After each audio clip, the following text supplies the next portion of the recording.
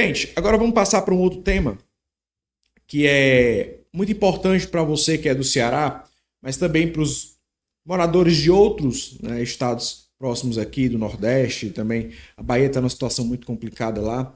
Mas o que nós vamos falar agora é um reflexo que pode atender outras localidades do país, né?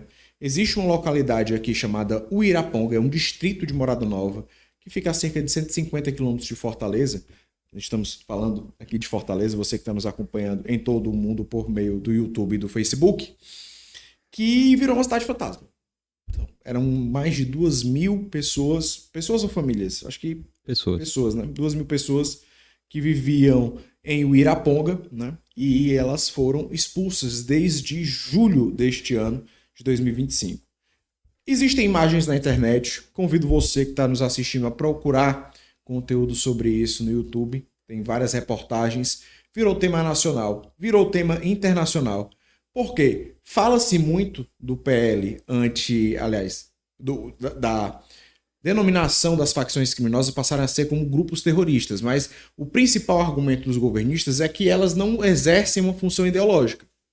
Mas só que entre os outros pontos, né, isso daí por si só é uma falácia, mas entre os outros pontos fala-se sobre essa questão do uso do terror, né? O uso do terror, que não necessariamente está associado à questão ideológica, está associado também a outras questões, como da segurança. Então, o cara é faccionado, diz assim, vaza, escreve, picha no muro de uma casa, vaza, a pessoa, a família, né, o familiar fica com medo do que está acontecendo e sai. Deixa tudo, depois volta com a polícia, que em vez de impedir a pichação, então a expulsão desse morador, vai lá acompanhar apenas a retirada dos móveis, né? E depois fica por isso mesmo. E aconteceu exatamente isso no distrito de Uiraponga. O governo do estado do Ceará, depois que viu os opositores, engraçado, Roberto, vou deixar para você falar também, é importante. Você vai complementar muito melhor do que eu, você entende muito mais do que eu. Mas o governo do estado disse que está tudo certo por lá. A vice-governadora do estado também disse que está tudo certo por lá. Sim. E o tá tudo certo por lá é porque colocaram policiais. Quantos policiais eles colocaram? Foi um batalhão todinho para voltar as pessoas a morarem lá? Não foi um batalhão. Foi mesmo. E esses policiais, se duvidar, nem ficam por lá. Cara, Distrito Fantasma no Ceará só tem uma viatura e 9 policiais. Ou seja, eu acho que essa viatura deve ser aqueles tipo de caçamba, né? Pra caber 9 policiais dentro dela. Não tem como. E os caras que não estão dentro da viatura vão fazer o patrulhamento como? A pé? Parado? Não, se duvidar esses 9 policiais aí, é pro mês todo. Aí tem que dividir as escalas ainda. Quando vai ver, é 2 por dia. E ele tem que cobrir o Uiraponga e Morada Nova. Então, se tem tiroteio em Uiraponga e um assalto em Morada Nova, aí não dá pra dividir um pra cada lado. Meu Deus. Porque Morada Nova é uma cidade grande, né? Uhum. O Uiraponga não fica tão próximo assim do centro. Uhum. Você vê que tem uma distância, né, de carro, né? E é carroçal, né? A gente chama... Carroçal pode ser pissarreira, né? Para outros municípios aí, pelo Brasil afora. Aí você vê, o governo fala que a cidade está pacificada. Mas por que está pacificada? Porque não tem ninguém morando lá. Se você ler a matéria, tem 5 pessoas morando em Uiraponga. E eram 2.000.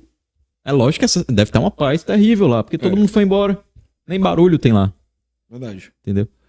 Agora, experimenta as famílias que moravam lá voltarem. Não consegue, quem expulsou, né? Vai expulsar de novo. Justamente esse traficante que foi solto. Foi. A gente vê aqui na notícia que ele fala assim: para pressionar os moradores a saírem, o bando de playboy executou a tiros em julho deste ano um homem chamado José Odivan Bezerra de Freitas, de 50 anos. O corpo dele, com a parte superior destroçada, ficou exposto na praça principal de Uiraponga, para intimidar os demais moradores. Rapaz, se isso não é terrorismo, porque o terrorista tem que ter ideologia, ele tem que pensar numa religião, tem que pensar num propósito específico. O propósito desses caras é o terror, é o dinheiro, é o tráfico de drogas. Então dá pra fazer terrorismo por dinheiro também, né? O terrorismo ele não é só o fundamentalismo religioso. Acho que confundem exatamente isso. Porque, pensa-se, quem é que faz o terrorismo hoje em dia? Aí você vai pensar, obviamente e instantaneamente, no pessoal do Oriente Médio. Isso. Hamas, Hezbollah, enfim, né? Ouvimos desde 2001, né? Das Torres Gêmeas, não é isso? Sim. Tá assistindo Dragon Ball Z. Desde 2001 fala-se também sobre a Al-Qaeda lá do Bin Laden.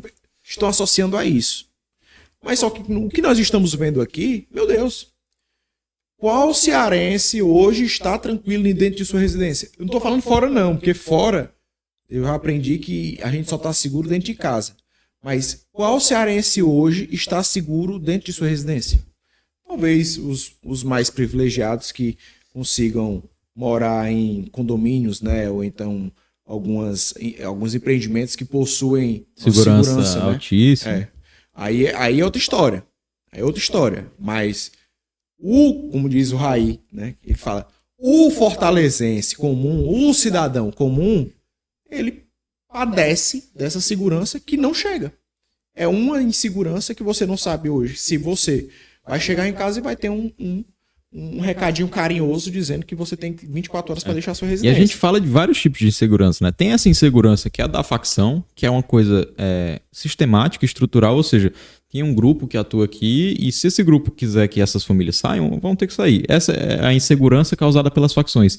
E tem a insegurança da violência urbana causada pela crise financeira que o povo brasileiro vive há centenas de anos, né? Total. Então, hoje você tem medo de ser expulso de casa porque uma facção nova chegou e ela quer dominar aquele território e a sua presença ali, a sua casa ali, ela é estratégica para a localização deles. E existe a insegurança de você estar dentro de casa dormindo 3 horas da manhã e vagabundo invadir sua casa, como ocorreu aqui, ali perto da Câmara Municipal de Fortaleza, a famosa Casa do Papai Noel, né? Que era muito conhecida.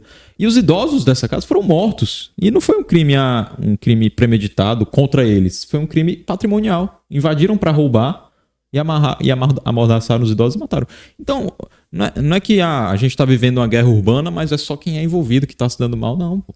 Você pode ser vítima de uma facção que está invadindo seu bairro. Você pode ser vítima de bandidos que estão invadindo sua casa. Se você deixa o seu carro na rua hoje, você pode ser vítima de um furto, você chegar no outro dia o vidro tá quebrado, levaram coisa dentro. Eu sei que isso ocorre no Brasil inteiro, mas no Ceará é uma pandemia de crime. E é uma pandemia subnotificada porque as pessoas já não fazem mais boletim de ocorrência para notificar isso. Aí sobra pro governo petista divulgar os dados, que eles sempre estão dizendo que estão melhorando, sempre sai uma notícia aí, não, o Ceará reduz tantos por cento no índice de homicídio, o Ceará reduz tantos por cento no índice de furto. Mas na ponta você sabe que não é, pô. E eu tava ouvindo ontem um podcast. Eu escuto muito isso sobre a segurança pública porque é um tema que me traz muita tristeza, sabe? E desesperança. Você sabia que em Sinaloa, no México, que tinha um dos cartéis mais conhecidos do mundo, né? O cartel de Sinaloa, eles desenvolveram um método que colocam rivais, né? Já os cadáveres dos rivais já apontados dentro de uma substância que o cara já sai de lá sem nada. Você coloca o corpo de uma pessoa e essa substância ela corrói lá dentro, o corpo e tudo, até os ossos também. E aí reduziu-se a criminalidade, né, os índices de homicídios e etc. foram reduzidos a praticamente zero. Sincero. Não encontra mais? Não encontra mais.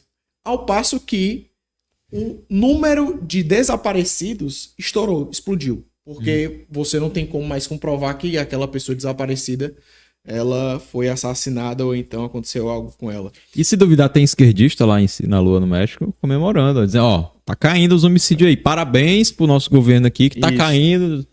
Porque o pensamento de esquerda é esse, tipo, a gente fecha o olho pra realidade e abre o olho porque a gente quer falar. Então, é isso que acontece com o Elmano aqui, com o Camilo lá em 2020, que ele falava, não, a situação do Estado tá sob controle. Se não tivesse sob controle, você nem poderia estar aqui fazendo entrevista. É o que o Camilo falou pra um repórter, né? É isso, é a forma com que fazem política. Eu acho que pro Camilo o Estado não tá sob controle. A rua tem que estar pegando fogo ao ponto do repórter não conseguir sair de casa e ir até o evento dele fazer a pergunta. Porque a resposta dele foi, tá tudo sob controle. Se não tivesse sob controle, você não estaria aqui fazendo essa pergunta. Então a falta de controle realmente é o caos social, que a gente tá no caminho para chegar lá, mas vai demorar um pouquinho. Então talvez quando chegar lá o PT faça alguma coisa. E também não é só Estado, né? Não é só o governo do estado do Ceará, o governo do estado da Bahia, o governo do estado do Rio de Janeiro, porque tem que ter um pacto federativo muito maior do que o que nós estamos tendo agora. Graças a Deus estão comentando e falando sobre esse tema.